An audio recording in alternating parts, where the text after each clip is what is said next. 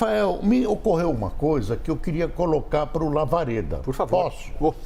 Olha, Lavareda, em 1985, todos nós acreditávamos, através das pesquisas, que o Fernando Henrique estava eleito prefeito de São Paulo. Houve uma outra eleição em que o Paulo Maluf estava eleito prefeito de São Paulo. A eleição com o Fernando Henrique foi vencida pelo Jânio Quadros, dizem que é por minha causa, porque eu perguntei se ele acreditava em Deus, você sabe que não é. E na questão da Erundina, em 10, 15 dias mudou-se o voto. Na questão do Fernando Henrique, a explicação que se deu na época é que existiria o voto envergonhado.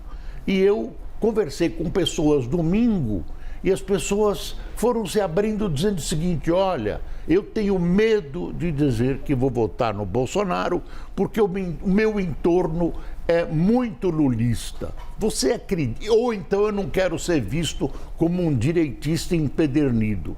Você acredita que possa existir voto envergonhado? Olha, Boris, aquelas eleições que você apontou lá atrás, tanto a de 1985, onde você foi o fator decisivo, segundo a crônica e a lenda da época, né, quanto a de Paulo Maluf, depois da Erundina, elas tinham uma característica: eram eleições resolvidas em primeiro turno. E isso faz uma grande diferença hoje, com a realidade de hoje, quando a eleição, ainda que no primeiro turno, ela já é percolada, já é influenciada por uma certa lógica de segundo turno. Por isso é tão importante nós acompanharmos o cenário de segundo turno.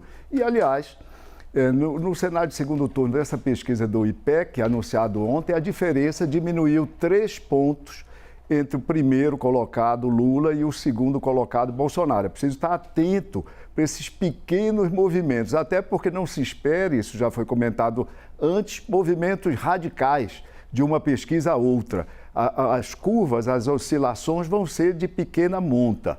Agora, é preciso nós entendermos que a dificuldade de se produzir grandes alterações no cotejo Bolsonaro e Lula, embora chamando a atenção para o fato de que Bolsonaro tem crescido regularmente nas últimas pesquisas, chamando a atenção também para uma hipótese que eu já destaquei publicamente, que você mencionou também há pouco. Pode existir, eu repito, pode, porque ainda não está provado cientificamente, uma subnotificação, por assim dizer, do voto em Jair Bolsonaro em alguns segmentos, especialmente nos segmentos de menor renda e menor escolaridade. Isso é um fenômeno que é chamado nas ciências sociais de espiral do silêncio. Foi identificado pela professora Noel Neumann, uma alemã, na década de 70 do século passado. Quando uma pessoa, algumas pessoas, têm uma opinião que discrepa da opinião amplamente majoritária do seu grupo, ela esconde, ela oculta essa preferência para não entrar em conflito, ou seja, não estabelecer um mal-estar no seu grupo social. Isso pode acontecer. Acredito que Bolsonaro, que nas nossas pesquisas do IPESP aparece um pouco acima, 2 pontos, às vezes 3 pontos acima das pesquisas presenciais, pode ter, de fato, o que é captado nas pesquisas telefônicas, onde os entrevistados se sentem mais à vontade, porque não há o constrangimento de, entre aspas, confessar em público, ou pelo menos para o interlocutor presencialmente, a sua preferência. Isso pode ocorrer, sim, essa hipótese que você aventou e que também eu já publicamente mencionei antes. Olha, o Fernando Henrique sentou na cadeira de prefeito antes, lembra desse fato?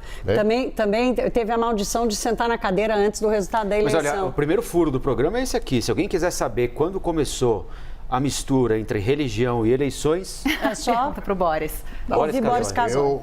Na verdade, não era exatamente isso. Não começou comigo.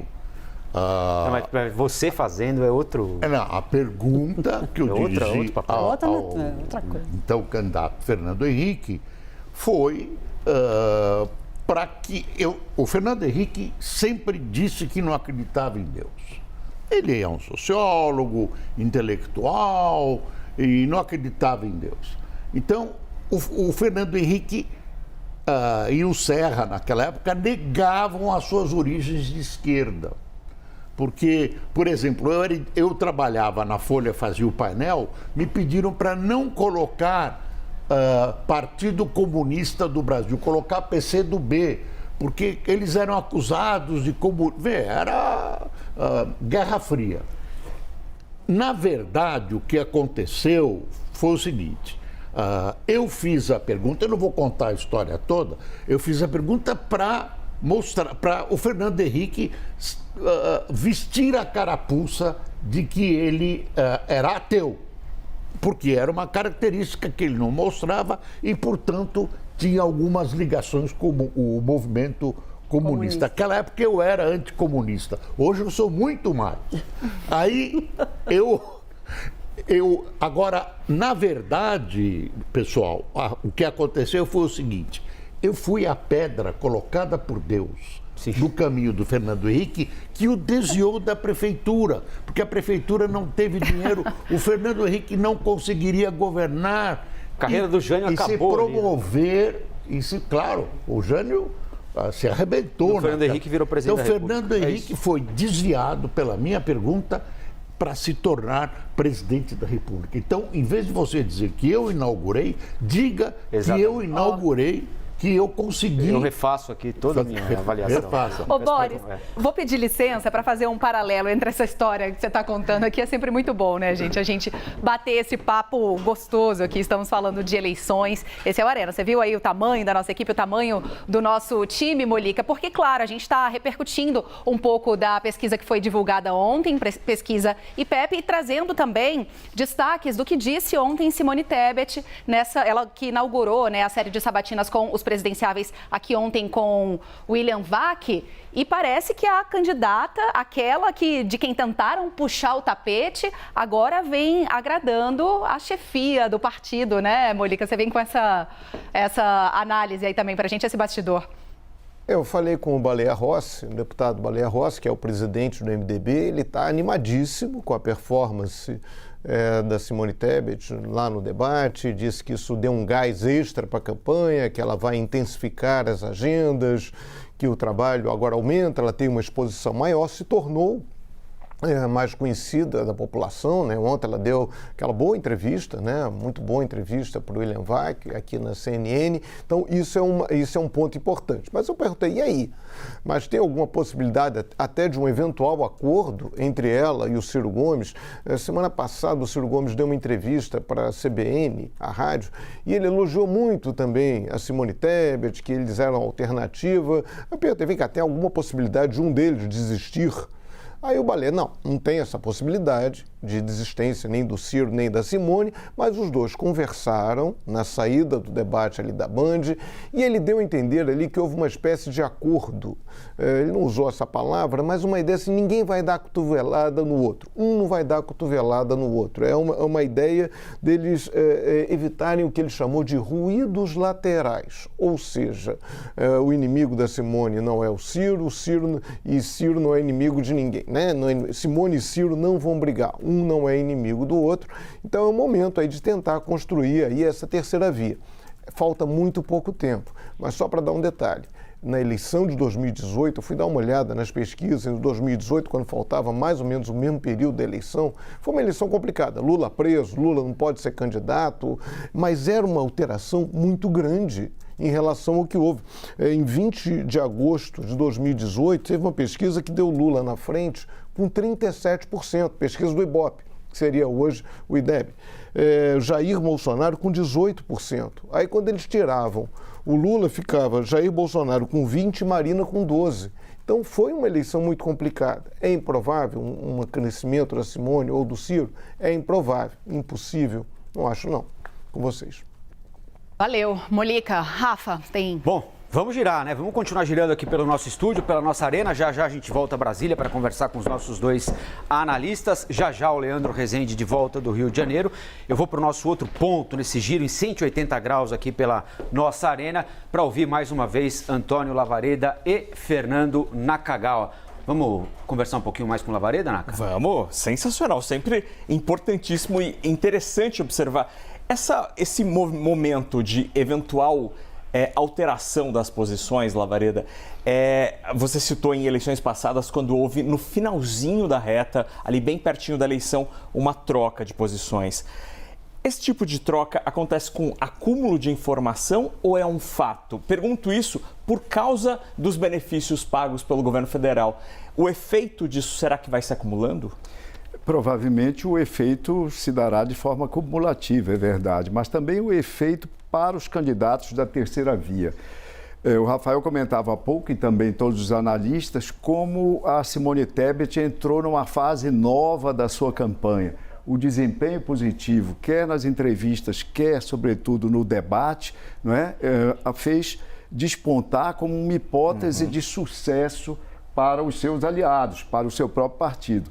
E o sucesso na campanha, nas pesquisas, provoca o que George Gallup, muitos anos atrás, chamava de efeito dos 3 M's. Ele dizia que 3 os efeitos, e esses M's sendo mídia, ou seja, tem sucesso, atrai mais mídia. Então, hoje a Simone é muito mais assediada pela imprensa, no bom sentido, do que uma semana atrás. Agora, isso é voto ou não? Depois nós vamos completar a série dos 3 M's. A segunda coisa é moral. O candidato fica mais autoconfiante, desponta, né? Levanta um pouco o queixo, etc. Às vezes demais e aí prejudica. E money, terceira coisa, aparece mais dinheiro. Com certeza, Rafael, nesse momento o MDB está soltando mais o financiamento e recursos para a campanha de Simone Tebet, investindo nessa alternativa que é muito importante para eles por 2 motivos. Não é só para tentar com que a sua candidata tenha sucesso nessa eleição, é porque essas forças do centro, Rafael, elas precisam construir uma alternativa para adiante. Senão, correrão o risco de, saindo dessa eleição, continuarem submetidas, lideradas, todo esse eleitorado de centro-direita, por Jair Bolsonaro durante a próxima década. Essa reação de Simone Tebet faz com que hoje a chance de uma solução no primeiro turno seja menor do que uma semana atrás? Você acabou de, na sua pergunta, está embutida a resposta. Sucesso de Simone Tebet, no debate sobretudo, sucesso de Ciro Gomes, promete nas próximas pesquisas algum movimento ascensional deles, alguma oscilação. É o que pode se esperar. E, obviamente, isso tem como consequência aritmética reduzir os percentuais de Lula. Lembrando que esses 44% que a pesquisa do IPEC aponta ontem, dificilmente vão se realizar. Por que eu digo isso? 44% significa 68.640.000 votos. Algum candidato terá no primeiro turno 68 milhões de votos? Não, obviamente não. O presidente Lula vai declinar alguma coisa, não sabemos quanto, hoje, entre o ponto atual e o registro das urnas. Ele pode até oscilar positivamente, mas com certeza, dificilmente terá 68 milhões de votos no primeiro turno.